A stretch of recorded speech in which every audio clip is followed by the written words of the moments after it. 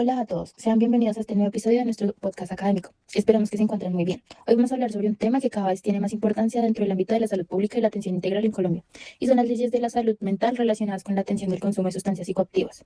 Antes de comenzar, queremos presentarnos. Mi nombre es Lizeth Moreno y seré la moderadora de este podcast. Hola, mi nombre es Sara Ibasque. Un gusto acompañarlos. Durante este episodio hablaremos sobre el contexto de la salud mental en Colombia y las principales leyes que respaldan la atención de las personas que presentan consumo de sustancias psicoactivas. Hola a todos, yo soy Daniela Melo. En mi intervención profundizaré en cómo estas normas nos van a garantizar el acceso a la atención en salud, cuáles son los derechos de las personas consumidoras y cuál es el papel que cumplen las instituciones del sistema de salud en este. Hola, mucho gusto. Yo soy Heidi Pardo. Más adelante analizaremos un caso cotidiano para comprender cómo se aplican estas normas en la práctica y finalizaremos con algunas reflexiones sobre la importancia de conocer estos derechos. El objetivo de este podcast es analizar las principales leyes y políticas colombianas relacionadas con la salud mental y la atención del consumo de sustancias psicoactivas, comprendiendo cómo estas buscan garantizar una atención integral, proteger los derechos de las personas y fortalecer las acciones de prevención, tratamiento, rehabilitación e inclusión social.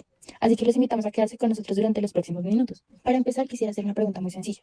Cuando escuchamos hablar sobre consumo de sustancias psicoactivas, muchas personas lo relacionan únicamente con drogas o problemas de adicción, pero realmente, ¿por qué este tema también hace parte de la salud mental? Esa pregunta es muy importante porque precisamente ahí comienza todo. Actualmente, el consumo de sustancias psicoactivas no se entiende solo como una decisión individual.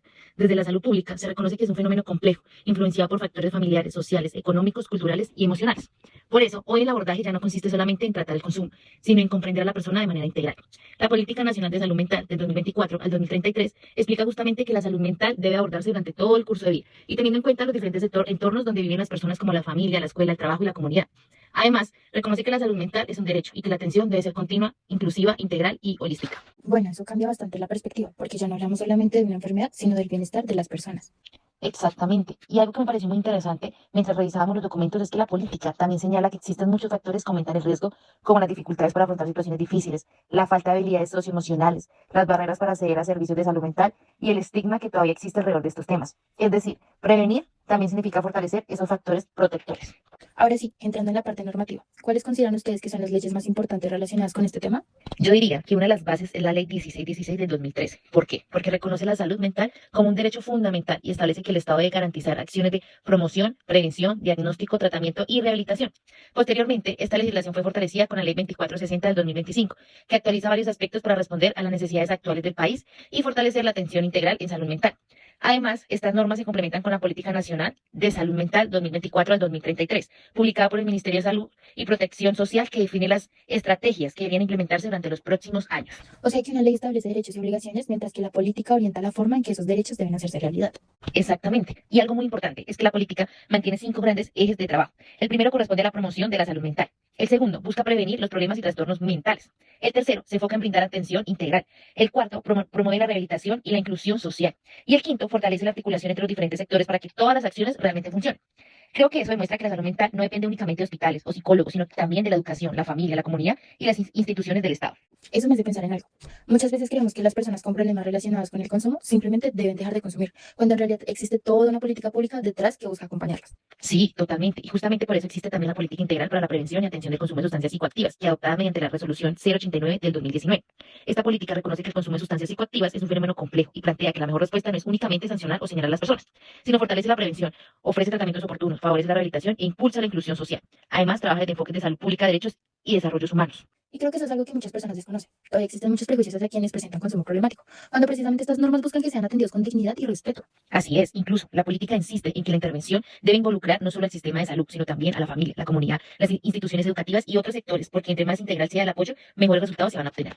Bueno, hasta aquí hemos comprendido el contexto y las principales normas que sustentan la atención en salud mental relacionada con el consumo de sustancias psicoactivas. Pero ahora surge una pregunta muy importante. ¿Qué derecho tiene realmente una persona que presenta un consumo problemático? ¿Puede cualquier institución negarle la atención? Sobre eso hablaremos a continuación con nuestro segundo participante. Gracias. Y precisamente esa pregunta es clave, porque muchas personas todavía creen que quien consume sustancias psicoactivas pues pierde alguno de sus derechos, cuando realmente ocurre todo lo contrario. La legislación colombiana reconoce que estas personas tienen derecho a recibir una atención integral, sin discriminación alguna, y con el mismo respeto que cualquier otro paciente merece. Por ejemplo, en este caso, la ley 1566 del año 2012 nos ayuda a reconocer que el consumo, el abuso y adicción a sustancias psicoactivas constituyen un asunto de salud pública y establece que quienes presenten dichos trastornos procedentes del consumo tienen derecho a ser atendidos integralmente por el Sistema General de la Seguridad Social en Salud. Entonces, no se trata simplemente de ofrecer una consulta médica. No, la atención debe ser muchísimo más amplia. En este caso, muchísimo más amplia. Debe incluir promoción de la salud, prevención, un diagnóstico oportuno y un buen tratamiento, ayudándonos con la rehabilitación e incluso un proceso de inclusión social. Además, mira que la política integral para la prevención y atención del consumo de sustancias psicoactivas nos explica que el objetivo no es únicamente disminuir el consumo, sino mejorar la calidad de la vida de las personas, fortaleciendo factores protectores y reduciendo aquí los riesgos asociados. Eso me llamó mucho la atención cuando revisamos el documento. ¿Por qué? Porque antes uno pensaba que la respuesta siempre era hospitalizar a la persona, pero realmente la política propone trabajar también con la familia, el entorno educativo, la comunidad y otros sectores. Exactamente. Y este enfoque integral es uno de los mayores cambios que muestran las políticas actuales. La Política Nacional de Salud Mental desde el año 2024 al 2033 incluso plantea que la salud mental debe abordarse durante todo el curso de vida y desde diferentes escenarios, como por ejemplo empezar por el hogar, las instituciones educativas, los lugares de trabajo y aparte de eso, la comunidad también. Es decir, la atención no comienza únicamente cuando aparece esta enfermedad. También nos busca prevenir que los problemas lleguen a desarrollarse. Tengo una duda. Creo que también muchas personas la pueden tener. ¿Qué ocurre si una persona reconoce que necesita ayuda por consumo problemático y acude a una institución de salud? Bueno, lo primero es que debe recibir una valoración profesional. A partir de esta valoración, el equipo de salud determina cuál es su tratamiento, el que sea más adecuado según las necesidades de la persona.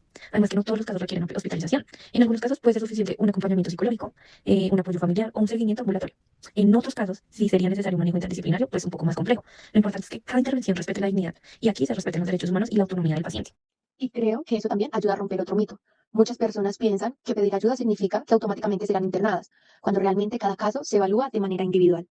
Así es. Además, estas políticas nos insisten muchísimo en evitar la estigmatización. Mira, cuando una persona siente miedo de ser juzgada, normalmente va retrasando y retrasando la búsqueda de su propia ayuda.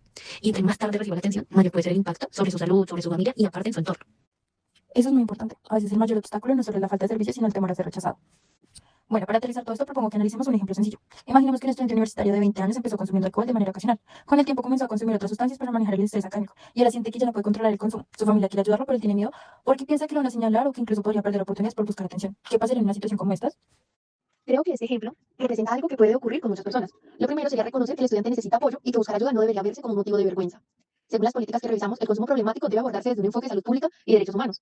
Eso significa que el paciente debe recibir atención tanto respetuosa, sin estigmas y basadas en sus necesidades.